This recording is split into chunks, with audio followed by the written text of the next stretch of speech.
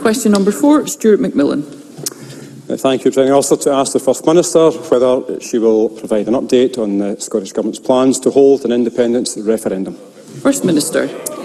We intend to. Firstly, the people of Scotland, of course, elected this government last May.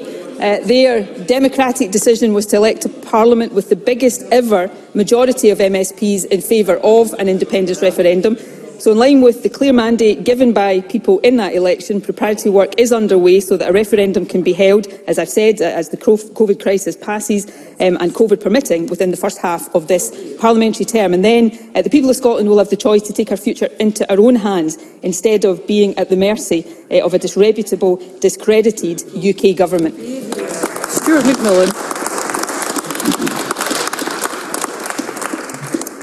I thank the First Minister for that reply, and the First Minister will be aware that since the referendum in 2014, a number of promises made by the No campaign, including Mr Sarwar's party, have been broken, including remaining in the EU and also protecting the lower costs of food and energy. And also this week, Sue Gray's report, it said that the parties that the Prime Minister and his colleagues put on were difficult to justify, and there were failures in leadership and judgment from within Number 10 and the Cabinet Office. And that's before the Met judges whether there was any criminality involved. So therefore, does the First Minister therefore agree with me? Does the First Minister therefore agree with me that, as the SNP and Scottish Green Party manifestos offered, that it's time to deliver on what the people voted for, have a referendum, win that referendum, and then deliver our independence from a wretched and certainly seemingly corrupt Westminster? First Minister. Well, it is correct to say that I think, and I think I can say this without fear of contradiction, that virtually every promise made by the No campaign in 2014 has since been broken. And the crowning one of all of those, of course, was the fact that, according to them, the only way to protect Scotland's membership of the European Union was to vote no to independence.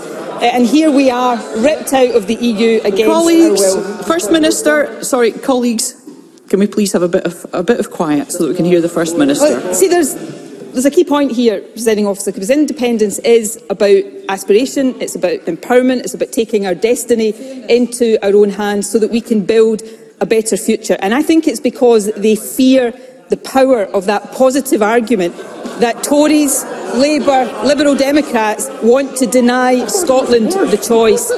And of course, what is the alternative right now? To be governed. First Minister. The First Minister is responding to the question. No one else in the chamber is responding to the question at this moment, and I'm sure we'd all like to hear the answer. Thank you. Any political party in this chamber that was confident in their arguments around independence would not be desperate to deny the people of Scotland the right to make that choice.